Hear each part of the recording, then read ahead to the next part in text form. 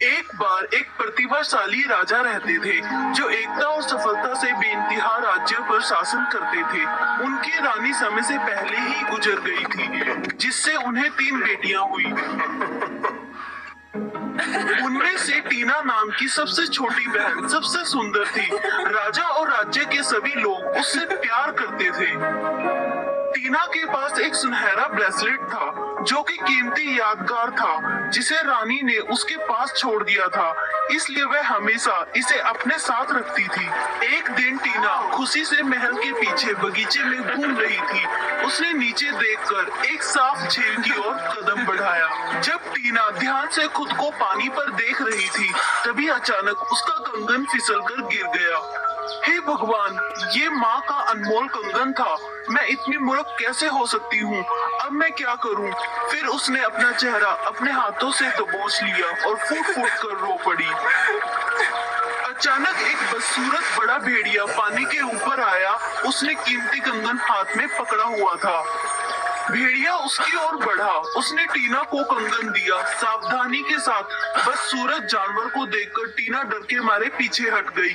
अचानक उसने उससे बात की। रो मत, मैंने तुम्हारे लिए ये कंगन ढूंढा है। मैं इसे तुम्हें वापस कर दूंगा। आशा है कि तुम मेरी दोस्त बनोगी। टीना राजकुमारी ने उसके जैसा बदसूरत जीव पहले कभी नहीं देखा था। बहुत डरावना। उसने उसके हाथ से कंगन छीन लिया। फिर वह जल्दी से भाग गई। हे भगवान, ये बदसूरत भेड़िया जानता है कि कैसे बात करनी है। मेरी मदद करो। डरो मत, मैं सिर्फ तुम्हारा दोस्त बनना चाहता हूँ। टीना वापस अपने कमरे में चली गई। जो कुछ भी हुआ था वह उससे सदमे में थी। मैंने ऐसी अजीब चीजें कभी नहीं देखी।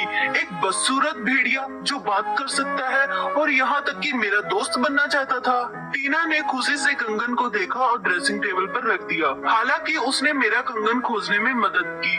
वह बहुत दयालु था, बुरा नहीं जैसा कि वह दिखता है। लेकिन वह इसे तुरंत भूल गई क्योंकि राजा ने अपनी बेटियों को महल में जाने और उनसे मिलने का आदेश दिया। मेरे बच्चों, मैं बूढ़ा हो रहा हूँ और ये आप सभी के परिवार के लिए सही समय है। मैं अब दिनों के लिए सबसे योग्य पति ढूंढने के लिए एक प्रतियोगिता रखने जा रहा हूँ। आप में से हर एक के पास एक कीमती गहना है जो आपकी माँ ने छोड़ा था। पन्ना मेरी सबसे बड़ी राजकुमारी को दर्शाता है। मणि मेरी दूसरी राजकुमारी को दर्शाता है और टीना ये चमकदार हीरा तुम्हें दर्शाता है। मैं इन्हें सबसे खतरनाक जगह में छुपा दूंगा। केवल वह पुरुष जो वास्तव में प्रतिभाशाली और दृढ़ होगा वह ही इन्हें ढूंढ पाएगा और मेरी बेटियों से शादी कर पाएगा। तीनों बहनें झुक गई और बोली, जो महाराज। शीघ्र ही ये समाचार पूरे राज्य में फैल गया था। बहुत सारे आदमी थे जो अपनी किस्मत आजमाना चाहते थे। उनमें से भेड़िया भी था। समय आ गया, हमारे गहने भी छिपा दिए गए हैं। मैं ये घोषणा करता हूँ कि प्रतियोगिता शुरू की जाए। वह युवक राजकुमारियों के पति बनने के सपने के साथ गहने ढूंढने के लिए राज्य में हर जगह तेजी से फैल गए। रेगिस्तान के बीच में एक निर्भय युवक ने पन्ना ढूंढ लिया। एक और बहादुर आदमी को आखिरकार सबसे ऊंचे पहाड़ की चोटी पर मणिक मिला। राजा वास्तव में उन दोनों से संतुष्ट था। उसने अपना वादा निभाया। वह सबसे बड़ी और छोटी राजकुमारी से उनकी शादी करवाने के लिए राजी हो गया।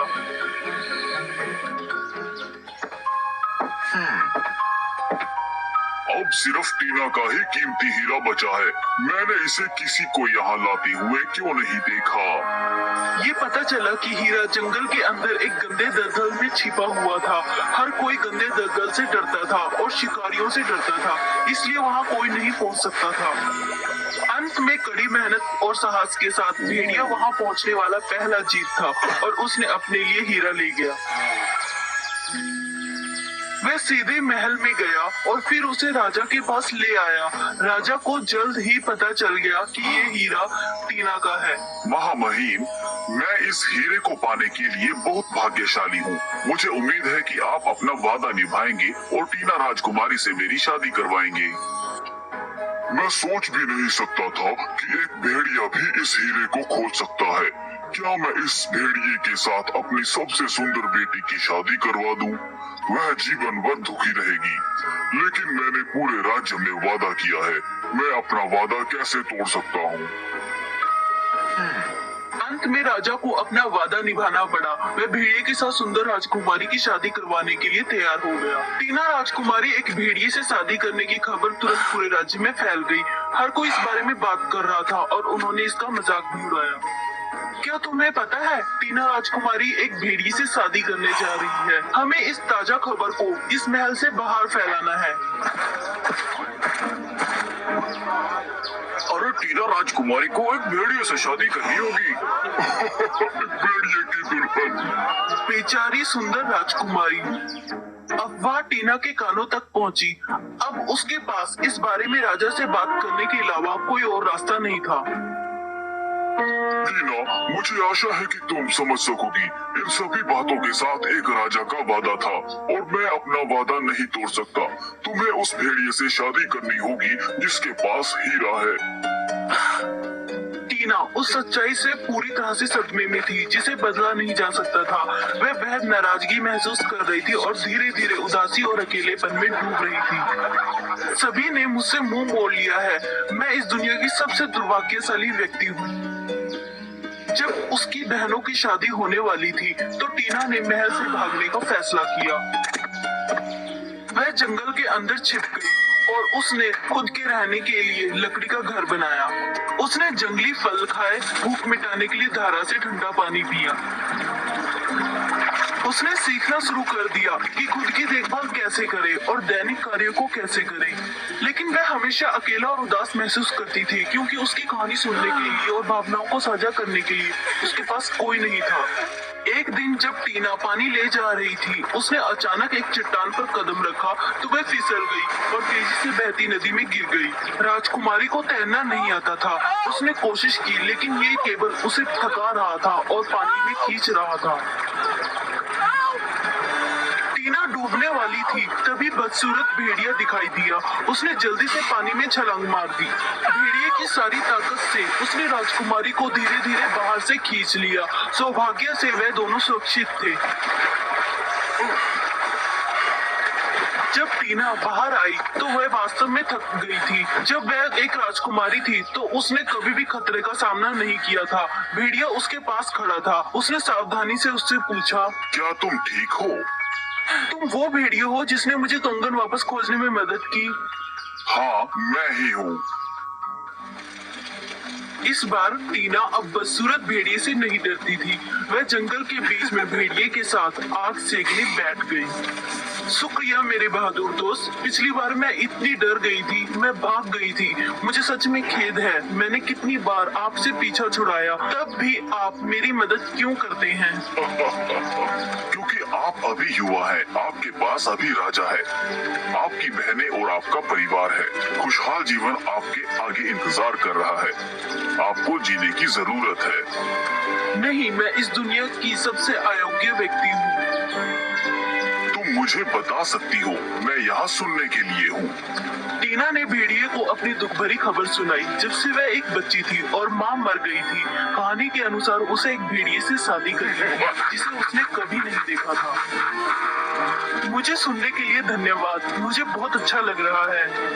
यदि आप सहमत हो तो अब से मैं आपको सुनने के लिए और आपका दोस्त बनने के लिए यहाँ आऊँगा। टीना ने खुशी से सिर हिलाया और हाथ मिलाया। दोनों खुशी से मुस्कुराए। उस पल से भेड़िया टीना का करीबी दोस्त बन गया। हर दिन वह हमेशा टीना से मिलने के लिए निज स्थान पर आता। उसने भी उसकी काम करने में मदद की। साथ बात करते थे, एक साथ मुस्कुराते थे और एक दूसरे को उन चीजों के बारे में साझा करते थे जो वह हर रोज अनुभव करते थे। टीना को धीरे धीरे दयालु और मजाकिया भेड़िए से प्यार हो गया, लेकिन उसने कबूल करने की हिम्मत नहीं की। मेरे साथ ये क्या हो रहा है? मैं एक भेड़िए से कैसे प्यार कर सकती हूँ? हालांकि ये बिल्कुल इंसान जैसा दिखता है। ये मुश्किल है। एक दिन पहले तक टीना उस जगह पर भेड़िए की प्रतीक्षा कर रही थी जहाँ वह मिलते थे। हालांकि वह लंबे समय से उसे कहीं देखे बिना इंतजार कर रही थी। ये अजीब है, भेड़िए को कभी देर नहीं हुई। उसे क्या हुआ? मुझे उसे खोजने के लिए नदी के तट पर जाना होगा। टीना नदी के तट पर पहुंची। उसने नदी के किनारे पर पड़े हुए भेड़िए को पाया। वह अपनी पीड़ा में था और वह मुश्किल से सांस ले रहा था। मेरी राजकुमारी, मैं गायब होने वाला हूँ। भेड़िए का जीवन काल हमेशा छोटा होता है। मैं हाल ही में आपके साथ रहा हूँ। ये मेरे जीवन का सबसे खूबसूरत समय है। चिंता मत करो भेड़िए, मैं किसी को तुम्हारी मदद के लिए ढूंढती हूँ। तुम मर नहीं सकते। ये बेकार है, मेरे पास ज्यादा समय नहीं बचा है। दूर जाने से पहले मैं बस इतना ही कहना चाहता हूँ कि मैं तुमसे प्यार करता हूँ।